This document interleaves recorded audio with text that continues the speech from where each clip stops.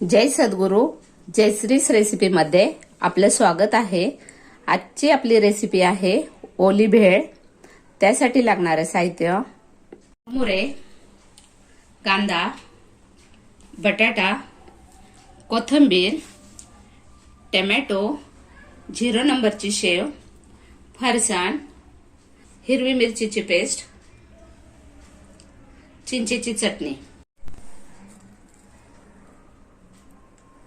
आता आपण ओली भेळीला सुरुवात करूया। या मुरमुऱ्यांमध्ये आपल्याला फरसाण घ्यायचे,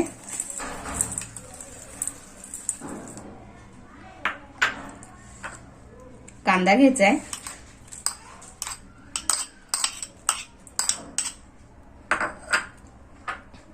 टोमॅटो,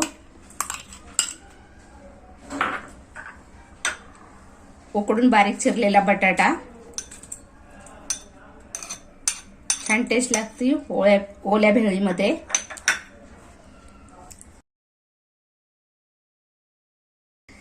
हिरवी मिरची, पुदिना आणि लसणाची आपण पेस्ट बनवलेली आहे, ती टाकू 1 चमचा। हे मिक्स करूया।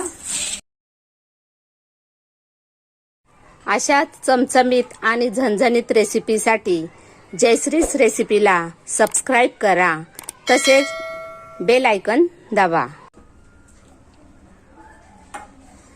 आणि ही चिंचेची चटणी आहे, ती घालून घेऊया आपण याच्यामध्ये। तुम्हाला जर चिंचेच्या चटणीची रेसिपी हवी असेल तर याची लिंक मी डिस्क्रिप्शन बॉक्स मध्ये दिलेली आहे।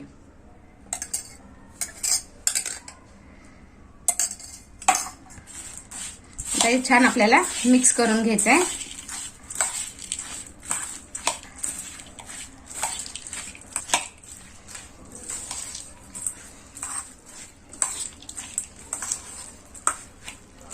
आपण याच्यामध्ये मीठ घातलेलं नाही, कारण आपण हिरवी चटणी बनवली, त्याला सुद्धा मीठ आहे आणि थोडंसं चिंचेच्या चटणीला सुद्धा मीठ आहे।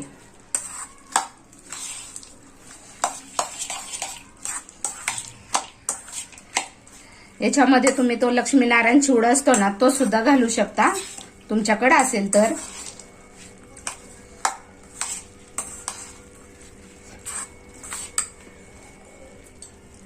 तयार झालेली आहे आपली ओली भेळ। तयार झालेली आहे आपली ओली भेळ। आता आपण हिला प्लेटमध्ये काढून घेऊया।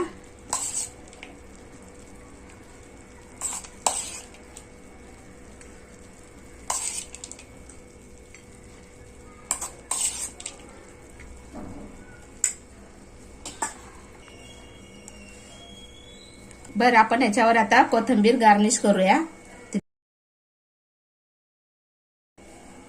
आता आपण ही 0 नंबरची शेव घालूया।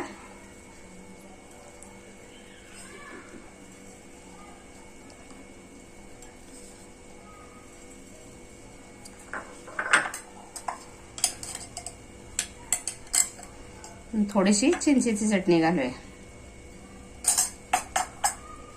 तयार आहे आपली ओली भेळ।